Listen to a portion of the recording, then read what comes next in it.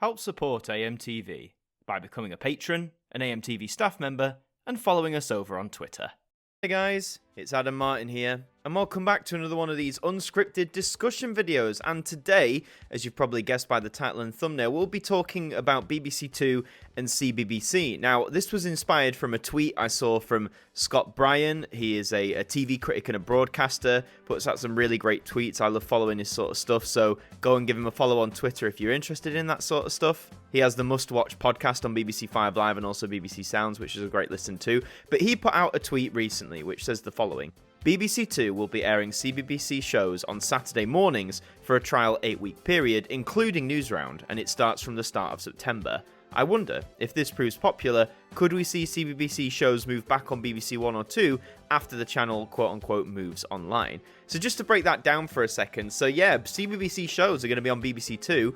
Never thought I'd see that again in my life. For those who might not be aware, until the launch of the CBBC channel, quite a way into its life, I think around the I was still watching it on the terrestrials actually, sort of like the mid to late 2000s, you could catch CBBC shows on, BBC One or BBC Two. That was just the norm. That was how you got it on terrestrial television if at that time you didn't have digital, if you didn't have Freeview or any of that sort of stuff. But, at the current moment, CBBC is its own channel. If you want to watch its shows, that is how you watch them. So to bring it back, it's kind of nostalgic in a way, because we haven't had this in quite a while where CBBC itself was just a strand on BBC One or BBC Two. So that's what that's issuing, I suppose. And he's saying if it proves popular, would it move back there? Because as we know, in a few years' time, CBBC as a channel, as a traditional channel, if you like, isn't going to be around anymore. It's part of cost-cutting measures due to license fee freezes and amongst a whole host of other things. So CBBC was touted to move solely online, sort of like what BBC 4's touted to do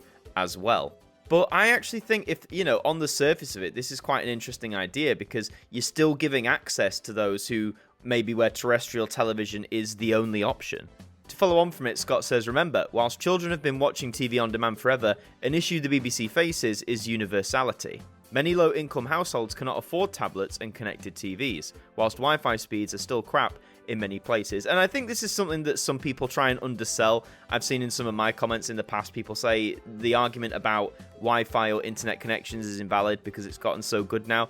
Might have gotten good in your area, but there's quite a lot of the UK where Wi-Fi speeds are not arguably what they should be, what they've been promised to be. They're not good enough to stream even TV shows, such as on CBBC. Not that matters, but terrestrial television still is important to a lot of low-income households, basically. And not just low-income households, just a lot of people in general. Older folks, pensioners, OAPs, etc.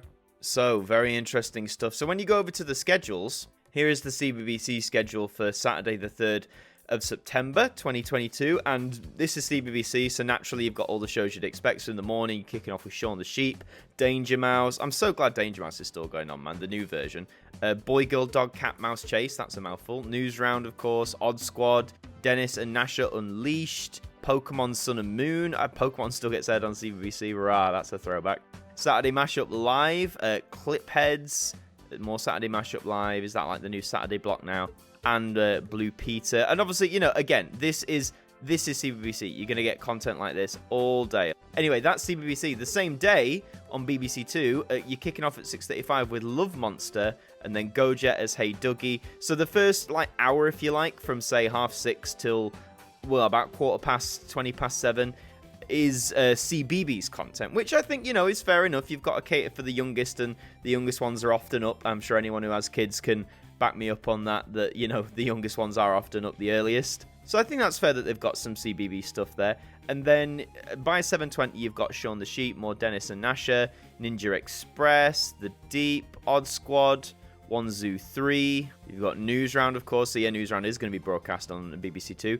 And Blue Peter. So it seems Blue Peter's the last one. By 9:30, we move on to Deadly Pole to Pole and the normal stuff that you'd expect to see on BBC Two during the daytime. So, okay, so based on that then, from 6:35 to 9:30, that's going to be like the the children's block, if you like. That's where CBBC content is going to be shown. I saw someone on Twitter comment on Scott's thing asking if it's going to be a simulcast, which means, basically broadcasting the same program at the same time across 2 different channels. That doesn't seem to be the case necessarily. I mean, if we go back and look, Shaun the Sheep on CBBC starts at 7. That's a Series 2 episode, Hide and Squeak. Whereas Shaun the Sheep starts at 7:20 on BBC 2 with a Series 5 episode, Out of Order. So from what I can see here, I don't think anything... The only thing that might be the same thing is maybe News Round, but that is airing at 8:55 on BBC 2 as opposed to 7:40 on CBBC. So unless it's going to be an updated edition if anything's happened in the last hour, or I think on BBC 2 they'll just re-air the 7:40 episode again just to save time. Then interestingly, with Blue Peter, on CBBC it's airing at 11:30, whereas on BBC 2 it's airing at 9 o'clock, so you could arguably catch it first. And the caption is the same: the Blue Peter team launched a special new competition. Yeah, interesting stuff. Okay, so based on that then, so 8 weeks, so that from the start of September, that basically takes us through to the end of October. If this is a trial to see whether this is going to become a more permanent thing, I really hope it pulls off, because I can't stress to you enough, in the era I grew up in, when digital TV was really taking off, or like, satellite TV, cable TV, whatever you want to call it, having children's stuff like CBBC accessible to me on regular bog standard terrestrial television was so vital. Whether that was on the weekend mornings, Saturday you had the blocks. Like I remember on ITV I used to watch Toonatic. Yes, I'm not just a BBC kid. I remember Toonatic on ITV. I loved that block. Although the BBC had Smile for a time. I did enjoy Smile as well. Can't remember whether that was on BBC 1 and 2. BBC 2, I think. What I also think could happen is to bring CBBC shows back during the weekdays. So, like, again, when I'd come in from school, I'd turn on the TV, and I can't, again, it annoys me, I can't remember if it was on BBC 1 or BBC 2, but on one of those 2 main BBC channels, that's where CBBC program was. Just in time for finishing school, you'd come in just about 4 o'clock from getting home from school, and I'd say at least until 5:30, maybe 6 o'clock, you can enjoy, like, an hour and a half, 2 hours of the top CBBC shows. Before they'd say, right, if you want to catch more CBBC for a few more hours, go over to the CBBC channel, which of course for several years I didn't have, and by the time I did have access to it, I wasn't in the target demographic anymore, so I never used it.